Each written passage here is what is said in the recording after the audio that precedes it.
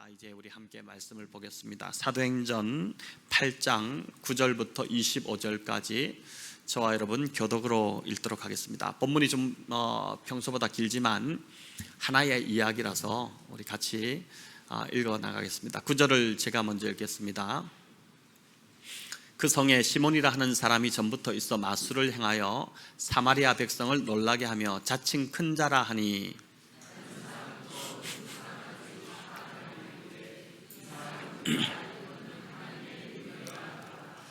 오랫동안 그 마술에 놀랐으므로 그들이 따르더니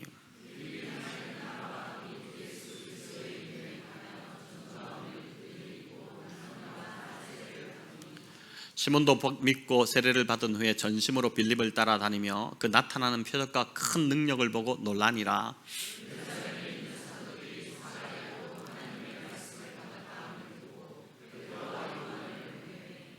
그들이 내려가서 그들을 위하여 성령 받기를 기도하니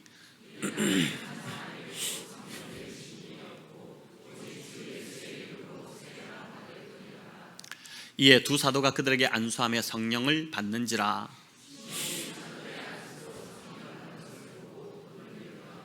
이르되 이 권능을 내게도 주어 누구든지 내가 안수하는 사람은 성령을 받게 하여 주소서 하니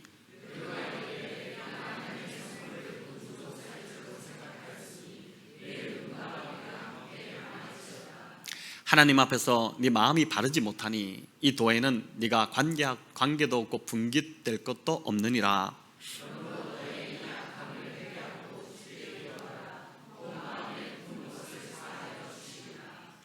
내가 보니 너는 악독이 가득하며 불의에 매인 바 되었도다.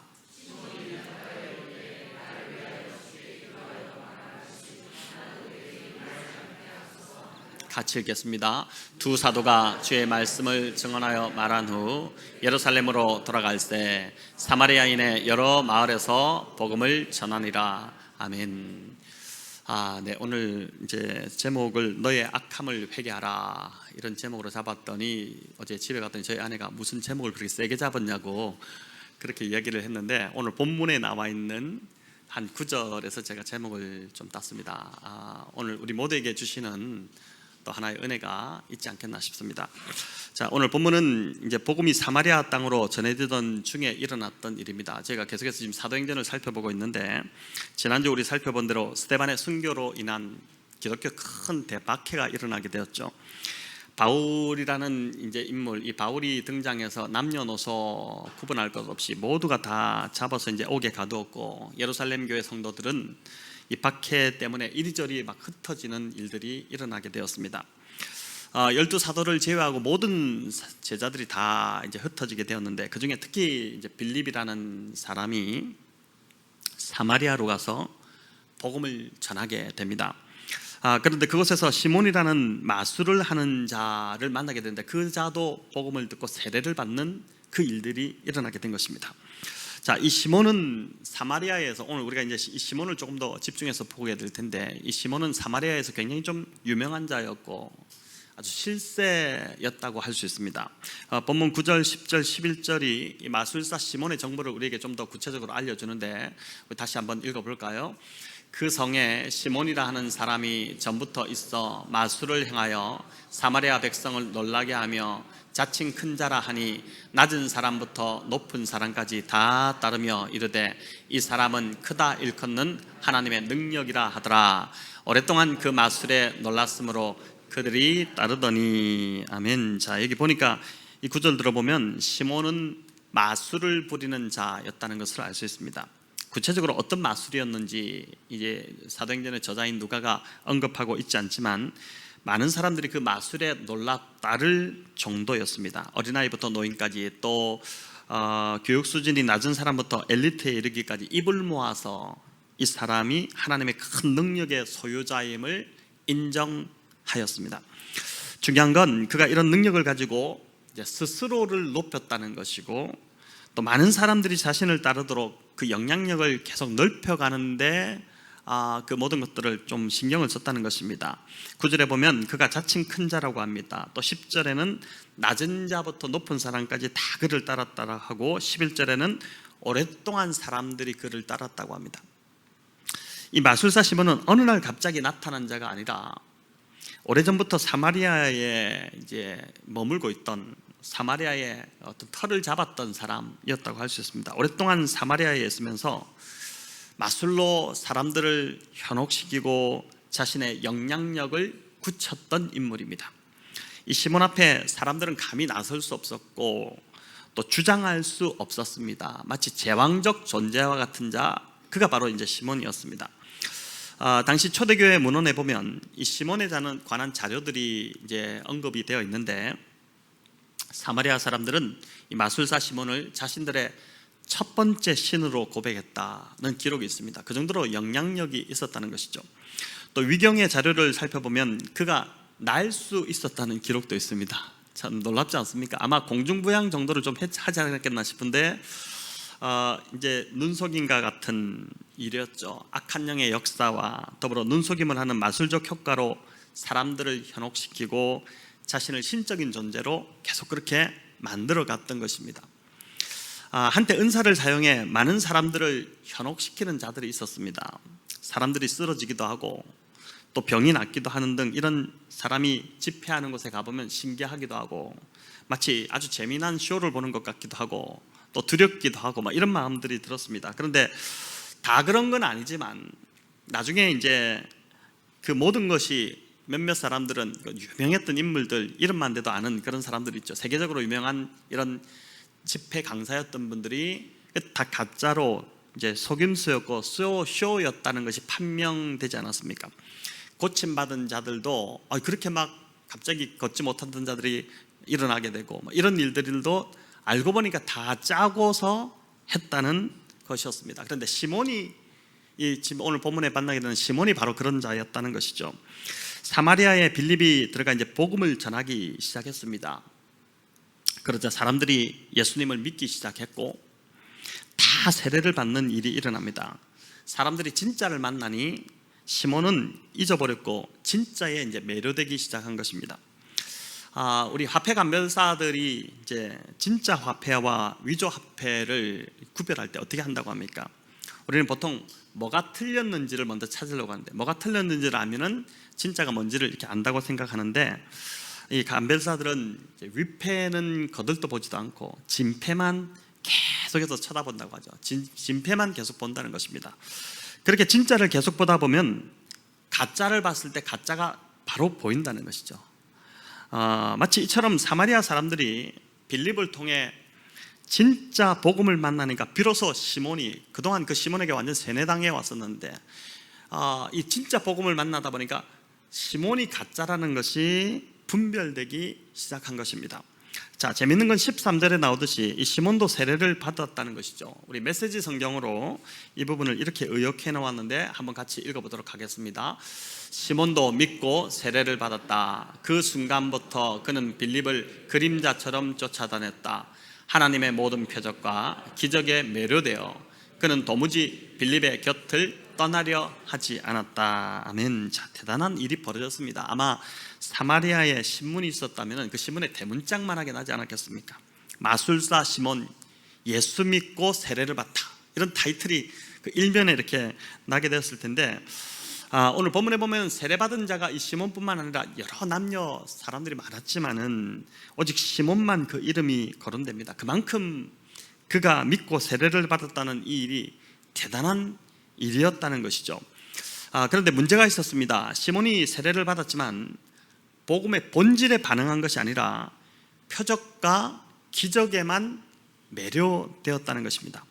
시몬이 빌립의 곁을 떠나지 않고 그림자처럼 붙어 다녔다고 하는데 그 이유도 보니까 예수님이 좋아서가 아니라, 그 은혜가 너무 좋아서 그렇게 계속 따라다니는 것이 아니라 빌립이 어떻게 기적을 행하는지 옆에서 보고 배우려고 한 것입니다.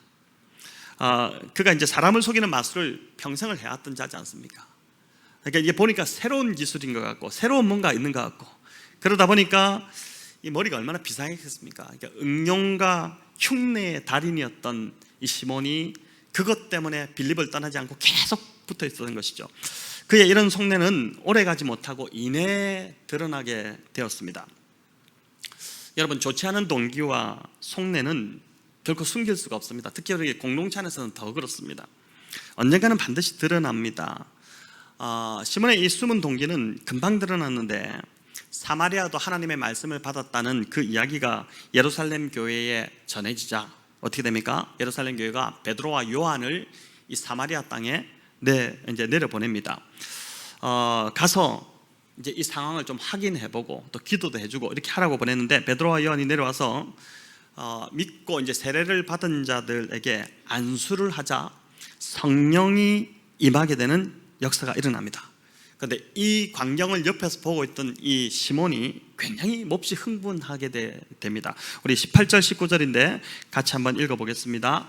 시몬이 사도들의 안수로 성령 받는 것을 보고 돈을 들여 이르되 이 권능을 내게도 주어 누구든지 내가 안수하는 사람은 성령을 받게 하여 주소서 하니, 사람들이 성령 받는 것을 시몬이 시각적으로 느꼈을 정도라면 아마 사마리아에 내린 성령도 오순절 그 마가다락방에 임했던 성령님처럼 아주 강력하게 임했던 것 같습니다. 이제 그걸 보면서 시몬이 흥분하기 시작한 것입니다. 아니, 이런 마술은 내가 지금까지 한 번도 해보지 않은 마술인데 도대체 이 과연 비법이 무엇일까? 이걸 손에 넣으면 사람들을 더 많이 끌어모을 수 있겠다, 더 많은 돈을 내가 벌 수 있겠다, 이런 마음으로 그가 이제 베드로에게 얼마면 되겠냐, 얼마를 주면은 이 비법을 나에게 가르쳐 줄 수 있느냐, 이러면서 이제 비법을 팔라고 접근을 한 것입니다. 시몬이 지금 시급히 해야 할 일은 그 자신이 성령을 받아야 하는 일이었습니다. 성령이 지금 사마리아 사람들에게 다 내리고 있습니다. 하나님의 은혜가 지금 사마리아에 임하고 있는 것입니다. 놀라운 일이지 않습니까? 그 놀라운 자리에 바로 베드로 옆에 시몬이 있습니다. 그렇다면 다른 거 다 제쳐두고 베드로와 요한에게 매달려서 나도 성령을 받고 싶습니다, 이렇게 하면서 이제 안수해 달라고 해야 했습니다. 지금까지 살아온 자신의 거짓된 삶을 다 버리고 이제 새로운 사람으로 거듭나겠다고 고백해야 했습니다. 하지만 시몬은 정말 신기하게도, 저는 이 시몬을 보면서 야, 희한한 사람이다, 이 사람 정말 재밌는 사람이다, 이런 생각이 드는데 성령 받는 것에는 관심이 없고 오로지 어떻게 하면 자신도 베드로처럼 남에게 기도해주면, 안수해주면 그 사람이 성령을 받게 하는 그런 능력을 가질 것인가에만 관심을 두었다는 것입니다. 성령의 임재를 마술 정도로 생각했으니 이 얼마나 한심한 사람입니까? 몰라도 너무 많이 모르는 것이죠. 비법을 전수받으면 자신도 그렇게 할 수 있다고 착각한 것입니다. 그리고 궁극적으로는 그것을 통해서 자신이 더 높아지고 더 유명해지고 더 많은 추종자들을 거느리려고 했던 것입니다.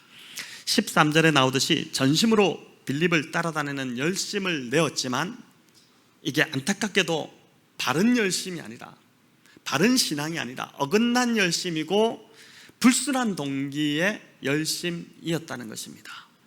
영어에 사이머니라는 단어가 있습니다.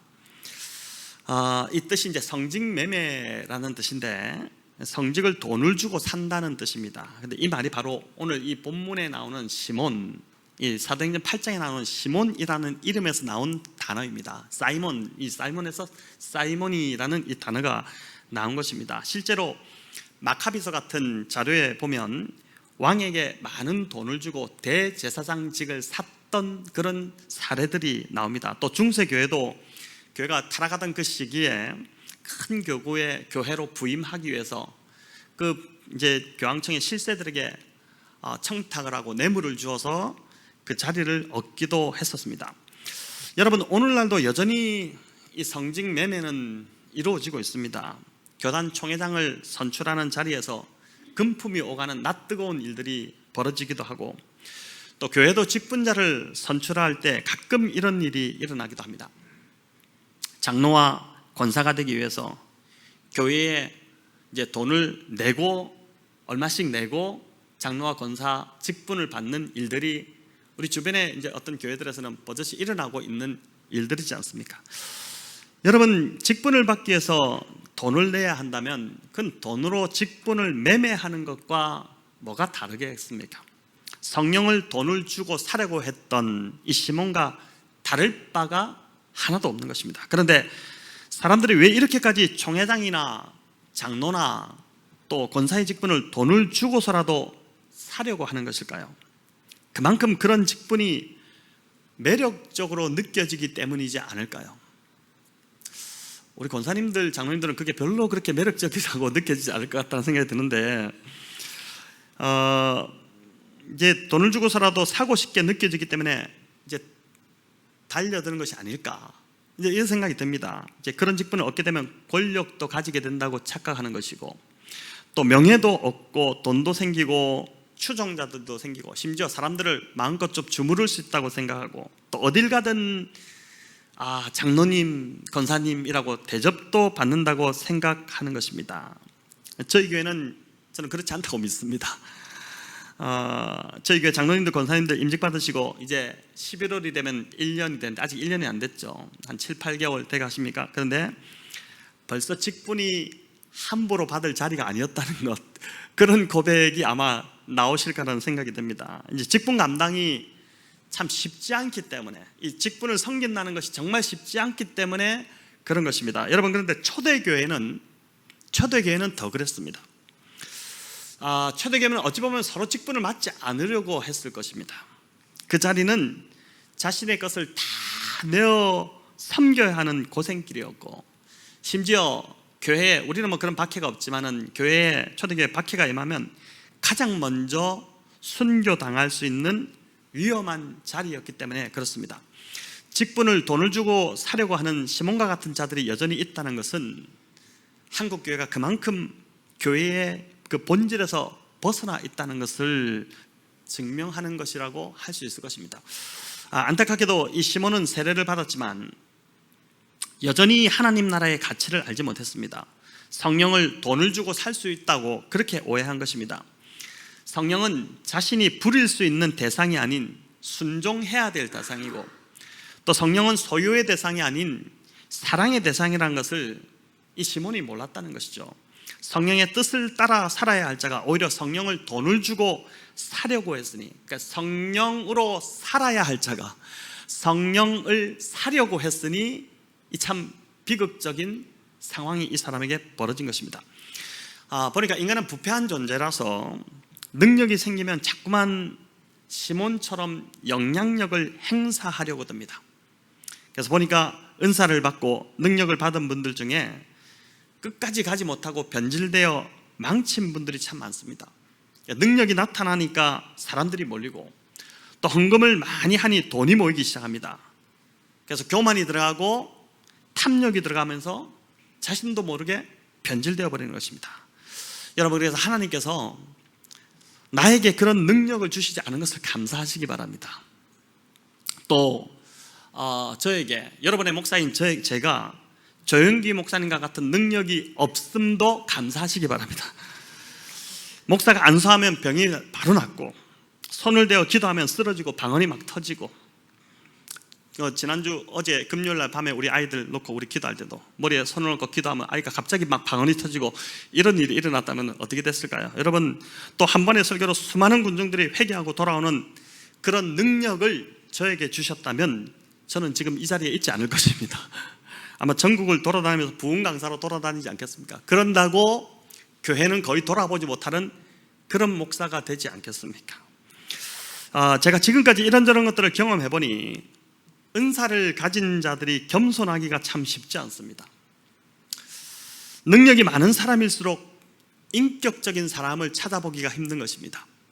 그것이 치유의 은사이든 기도이든 또 말씀이든 예언의 능력이든 무슨 능력을 가졌든지 간에 끝까지 바르게 사용하기가 쉽지 않더라는 것입니다. 그 능력을 이용해서 자꾸 자신의 영향력을 넓혀가려고 합니다. 하나님의 뜻을 이루는 것이 아니라 사람을 조종하고 이제 휘둘러서 자신의 목적을 이루고 자기의 욕심을 채우는 데 바쁜 것입니다. 그렇게 해서 오늘 이 본문 20절 말씀처럼 은과 함께 망해버리는 것입니다. 여러분, 사도행전 8장에는 이 시몬만 나오는 것이 아니라 이 시몬과 대조되는 인물이 나오는데 바로 빌립입니다. 빌립이 일으킨 기적과 능력, 이것은 시몬과 비교되지 않은 훨씬 더 큰 능력이죠. 이 시몬이 빌립을 너무나도 그 능력을 사모했지 않습니까? 얼마나 많은 사람들이 이 빌립을 따랐겠습니까? 심지어 마술사 시몬도 그림자처럼 그를 따랐다고 합니다. 그런데 성령님께서 빌립이 사마리아에서 머물면서 영향력을 미치지 못하도록 하십니다. 계속 사마리아에 머물지 못하도록 그를 완전히 딴 동네로 성령님이 이끌어서 옮겨버리십니다. 이 빌립을 사랑하셨다는 증거인데 8장 26절 우리 같이 한번 읽어보겠습니다. 주의 사자가 빌립에게 말하여 이르되 일어나서 남쪽으로 향하여 예루살렘에서 가사로 내려가는 길까지 가라 하니 그 길은 광야라. 자, 아주 엉뚱한 곳으로 성령님이 가라고 합니다. 가사는 예루살렘이나 베들레헴보다 훨씬 더 아래 남쪽에 있는 이제 곳인데 그 아래는 사막 지역이고 이집트로 내려가는 길목입니다. 이제 광야 같은 이상한 사람도 없는 곳에 이제 빌립을 보낸 것입니다. 사마리아에서 놀라운 능력을 행하고 많은 사람들을 고치고 말씀을 전하고 그렇게 한 뒤에 그를 다시 광야길로 내보낸 것입니다. 여러분, 누구나 칭송받고 주목받는 자리, 또 영광스러운 곳에 머물고 싶지 아무도 알아주지 않는 이 광야 같은 곳에 가기를 원치 않습니다. 그러나 아무도 없는 그 광야로 내려가는 것이 빌립을 망하지 않게 하는 길이기 때문에 성령이 그를 옮기신 것입니다.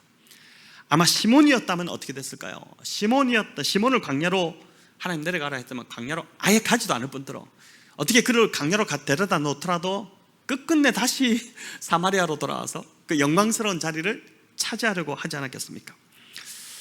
그런데 그곳에서 빌립이 이제 누구를 만나게 됩니까? 바로 27절부터 나오는 에티오피아 여왕의 국고를 맡은 네시를 만납니다. 여러분, 네시라고 해서 우리가 이제 이전에 우리가 알고 있는 네시가 아니라 마리네시지, 이 사람은 에티오피아의 재정부 장관 같은 그런 고위 관리였습니다. 그가 예루살렘에 예배하러 왔다가 돌아가는 길에 구약 성경을 펴서 이사야 말씀을 읽는데 도저히 깨달아지지가 않는 것입니다. 그럴 때 이제 빌립이 거기서 만나게 된 것이죠. 그래서 빌립이 가서 그 네시의 궁금해하는 말씀을 풀어줌으로 그가 구원을 받고 세례를 받게 합니다. 영적 생명의 은인이 된 셈입니다. 여러분, 이 네시가 얼마나 빌립이 고마웠겠습니까? 은혜를 받았으니까 뭐든지 다 해주고 싶지 않았겠습니까? 큰 선물을 주고 싶었겠죠. 여러분, 이럴 경우 빌립이 마음만 먹는다면 시몬 같으면 그렇게 하지 않았겠습니까? 이 네시를 조종해서 부귀영화를 얻어내려고 했을 것입니다.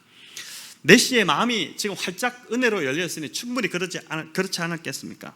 하지만 39절에 보면 주의 영이 빌립을 다시 이끌어갑니다. 지금 여기 보면 어떻게 되면 네시가 물에 들어가서 세례를 받고 물세례를 받고 올라오는 그 순간에 바로 즉시 빌립을 다른 곳으로 옮겨서 다시는 네시를 보지 못하게 하신 것입니다. 더 이상 그 사람에게 빌립이 이 네시에게 영향을 끼치지 못하게 한 것입니다. 빌립이 이 에티오피아 네시에게 쉽게 말하면 하나님이 되지 못하게 한 것입니다. 여러분, 저는 이것이 은혜이고 영적으로 계속 건강하게 갈 수 있는 비결이라고 그렇게 믿습니다. 교회 안에서도 다른 사람에게 영향력을 끼치려는 시몬이 품었던 것 같은 유혹이 있을 수 있습니다. 내가 그 사람에게 중요한 사람이 되고 싶은 욕구입니다. 어찌 보면 선한 욕구일 수도 있지만 그 내면을 자세히 좀 들여다봐야 합니다. 정말 그 사람을 사랑하고 세워주기 위해 내가 낮아져서 섬기는 것인지, 아니면 내가 그 사람에게 영향력 있는 존재로 대우받고 싶고 그렇게 대우받고 싶은 잘못된 욕구인지, 내가 중요한 사람이라고 알아달라고 그래서 그렇게 그 사람에게 잘해주는 것인지, 그걸 좀 이제 정직하게 돌아볼 필요가 있다는 것입니다. 마술사 시몬은 오랫동안 자기를 추종하던 사람들이 어느 날부터 빌립을 따르게 될 때 아주 당황스럽지 않았겠습니까? 자기를 좋아해주고 높여주고 자기를 최고라고 지켜주던 자들이 하루아침에 빌립에게로 다 몰려갔으니 속이 부글부글 끓고 눈이 뒤집혀지는 그런 상황일 것입니다. 그런데 시몬이 가만히 보니까 빌립도 베드로가 가진 재능은 가지지 못했다는 걸 안 겁니다. 베드로가 기도하면 이제 성령이 임하는 능력, 그 능력이 빌립에게는 없다는 것을 깨닫고 내가 저 능력만 내가 좀 갖게 되면은 빌립에게 빼앗겼던 그 모든 사람들을 다 도로 찾게 되지 않겠나, 이런 엉뚱한 생각을 하게 된 것입니다. 그래서 돈은 얼마든지 줄 수 있으니 그 능력을 내게도 달라고 한 것입니다. 사람들이 자신을 떠나갔으면 나에게 지금 무슨 문제가 있는가, 이걸 돌아보고 회개했어야 되는데 오히려 돈을 주고 하나님의 성령을 사서 인기를 회복하려고 했으니 이 사람이 갈 때까지 가버린 사람인 것입니다. 아담의 타락 이후에 인간 안에는 내가 하나님이 되려고 하는 죄된 욕망이 사라지지 않고 계속 우리를 유혹합니다.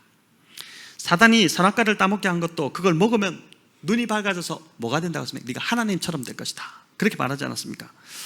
그래서 오늘도 우리는 자꾸만 다른 사람에게 하나님 행세를 하려고 하는 것입니다. 그것이 말씀이든 권면이든 또 기도든 어떤 영향력을 내가 행사해 상대가 하나님보다 나를 더 의지하게 만드는 것, 그래서 그걸 즐기고 좋아하게 됩니다. 자꾸 그게 중독되기 시작하는 것입니다. 자신이 존재감 있는 자가 되는 것, 그걸 좋아하기 시작하고 자신이 하나님처럼 되는 것에 기쁨을 느끼기 시작한다는 것입니다. 사마리아의 시몬은 이를 위해 마술과 눈속임과 돈까지 다 동원해서 사람들이 자기를 추종하도록 만들었습니다. 그렇게 쌓아 올린 공든탑이 갑자기 나타난 어떤 경쟁자, 이 대도하는, 자기가 볼 때 대도하는 이 빌립으로 인해서 자기의 그 모든 인기가 다, 명성이 무너지니 참을 수가 없었던 것입니다.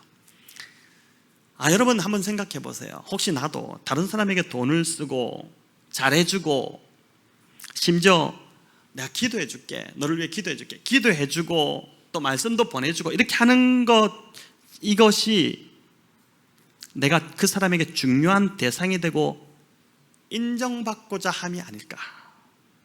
더 나아가 그 사람에게 내가 마치 하나님처럼 영향력 있는 사람으로 그렇게 내가 대우받고 싶어서 하는 것이 아닐까. 여러분, 그렇다면 굉장히 위험한 것이고, 이를 깨닫고 회개하지 않으면 오늘 이 20절 말씀처럼 망하게 된다는 것입니다. 여러분, 이거를 해결하지 않고 이거를 내가 알 겁니다. 아마 이런 마음이 있는 것은, 이걸 처리하지 않고 이렇게 놔두게 될 때 어떻게 되냐면 결국 그거로 인해서 내가 이 시몬처럼 망하게 된다는 것이죠. 21절 22절 중요한데 우리 같이 한번 읽어보겠습니다. 하나님 앞에서 내 마음이 분깃될 것도 없느니라. 그러므로 너의 이 악함을 회개하고 주께 기도하라. 혹 마음에 품은 것을 사하여 주시리라. 아멘. 베드로가 지금 시몬에게 뭐라고 경고합니까? 내 마음이 바르지 못하다, 그 이야기합니다. 내 마음이 바르지 못하다. 여러분, 저와 여러분의 마음은 바른 것 같으신가요? 우리 마음은 바른 것 같습니까? 바르지 않다면 무서운 경고가, 이 말씀이 우리에게 경고가 되는 것입니다. 이 도에는 내가 관계도 없고 분깃도 없게 될 것이다. 자, 여기서 말하는 이 도는 헬라어 원어를 보니까 로고스라고 되어 있습니다. 말씀입니다. 즉 하나님 말씀 안에 담긴 믿는 자들에게 주신 축복입니다. 또 분깃은 몫입니다. 그래서 바르지 않는 마음을 회개하지 않는다면 복음 안에서 약속되어 있는 그 어떤 축복도 누리지 못하게 될 거라는 경고입니다. 이어 악함을 회개하고 주께 기도하라고 합니다. 마음에 품은 것을 사하여 주실지도 모르기 때문에 기도하라고 합니다. 성도 여러분, 오늘 이 말씀 앞에서 우리의 마음을 한번 살펴보시면 좋겠습니다. 바르지 못한 시몬과 같은 마음이 있다면 꼭 회개하시고 사함을 받으시기를 바랍니다. 23절은 시몬을 향한 베드로의 평가인데 우리 같이 한번 읽어볼까요? 내가 보니 너는 악독이 가득하며 불의에 매인 바 되었도다. 자, 주님이 우리를 보시는 평가는 과연 어떠할까요? 여기 악독이 가득하다 하는데 이 악독은 쓸개나 쓴뿌리 같은 데서 나는 그런 쓴맛을 뜻하는 단어입니다. 아주 쓴맛을 뜻하는 단어고, 또 다른 의미가 있는데 이 악독은 무슨 뜻이냐면 지독한 시샘입니다. 시샘. 내 안에 있는 이 지독한 시샘이 해결되지 않으면 반드시 그 사람의, 그런 사람의 삶은 쓴맛으로 가득하게 된다는 것입니다. 여러분, 시몬이 지금 누구에게 시샘을 느꼈습니까? 빌립이죠. 자기를 좋아하던 사람들이 빌립을 더 좋아하고 따르니 지독한 시샘이 생긴 것입니다. 사람들 사이에서 자신이 더 드러나고 자신이 더 관심받아야 되고 또 자신이 중심이 되어야 하는데 어느 날 나타난 빌립이 지금 중심이 되니 시샘이 생겼다는 것입니다. 저와 여러분한테도 이 지독한 시샘이 있을 수 있습니다. 나를 좋아하던 사람이 다른 사람을 더 좋아하게 될 때 내 안에 이 시샘이 올라옵니다. 오늘 이런 말씀을 드리니까 목사님 또 나를 두고 이야기하시는구나 이렇게 또 이야기할 수 있는데, 저도 이제 어제 주일학교 끝나고 좀 늦게 해서 말씀을 준비했기 때문에 오늘 본문이 이제 이런 흐름으로 주님이 말씀하실 줄 몰랐어요. 근데 이제 진짜 그 설교가 마무리되는 쯤에 하나님 진짜 막 부어주시는 게 있었어요. 우리 모두에게 필요한 말씀이구나, 저에게 필요하고 우리 성도님들에게 필요한 말씀이구나, 이런 생각을 하게 됐는데, 시몬은 돈으로 해결하려고 했죠, 그 문제를. 빌립보다 더 큰 능력을 돈으로 사서 사람들의 주목과 인정을 되찾고자 했습니다. 하지만 진짜 그가 해야 할 일은 회개하는 일이었습니다. 그런 마음, 자기 안에 있는 이 지독한 시샘을 하나님께 나아가 솔직하게 인정하고 도와달라고 회개해야 했습니다. 안타깝게도 시몬은 회개하지 않았습니다. 여러분 24절에 보니까 그는 하나님께 나아가 직접 기도하기보다 베드로에게 뭐라고 하냐면은 이 심판이 나에게 임하지 않게 해달라고 대신 기도해달라고 합니다. 자신의 잘못을 돌아보기보다 이 이거 중요하지 않고 그저 심판이 임하지 않는 것이 더 중요했다는 것입니다. 얼마나 어리석고 안타깝습니까? 여러분, 그래서 초대교회 자료를 살펴보면 이 시몬은 끝내 회개하지 않고 영지주의의 시초가 됩니다. 초대교회 그 자료에 이제 이런 내용이 나오는데, 여러분 이 영지주의가 어떤 그 이단이었냐면은 초대교회에 가장 큰 해악을 끼쳤던, 초대교회를 너무 힘들게 했던 그 이단이 영지주의인데, 바로 그 영지주의의 시초가 누구냐면은 바로 이 시몬이었다는 기록이 있습니다. 아마 시몬이었을 거라는 기록입니다. 그는 사마리아뿐만 아니라 나중에는 로마에까지 가서 로마에 있는 그리스도인들을 현혹시키는 그 일들을 하게 되었습니다. 여러분, 저와 여러분의 인생이 이렇게 망가지면 되지 않겠습니까? 성도 여러분, 사람들에게 인정받기보다 하나님께 인정받기를 더 바라시기를 바랍니다. 그럴 때 시샘은 사라지고 자유함을 진짜 맛보기 시작할 것입니다. 갈라디아 교회처럼 성령으로 시작하였다가 육체로 마치지 마시기를 바랍니다. 여러분, 그것보다 더 어리석은 일이 없습니다. 우리가 말씀을 한번 보여주십시오. 이렇게 되죠. 너희가 이같이 어리석으냐? 성령으로 시작하였다가 이제는 육체로 마치겠느냐? 이 책망을 이제 우리가 받을 수 있다는 것이죠.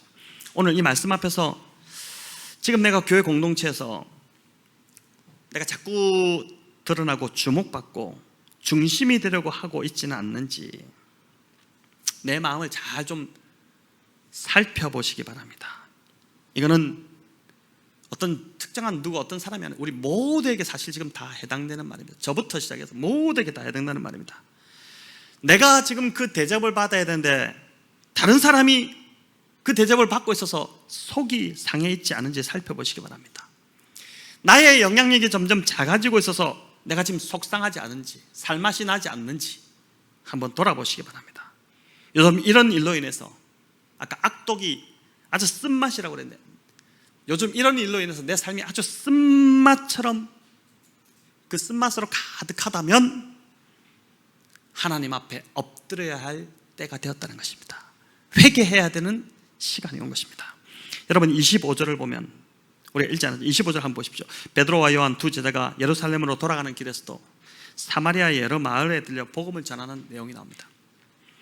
두 제자의 관심은 뭡니까? 오직 주 예수의 복음을 전하는 것에 있었습니다. 사람이 아닌 하나님께 인정받기를 더 좋아했던 자들이기 때문에 그렇습니다. 하나님 인정 하나만으로 만족하는 사람들이기 때문에. 저와 여러분의 삶의 관심도 이 시몬처럼 헛된 영광을 구하고 자신의 영향력을 자꾸 넓히려고 하고 사람의 주목을 받고 칭찬을 구하는 길이 아니라 이 두 제자처럼 주님이 걸어가신 길을 그저 묵묵히 걸어가고 주 예수의 복음을 전하는 것이 저와 여러분의 삶의 관심이 되시기를 우리 주님의 이름으로 축원합니다.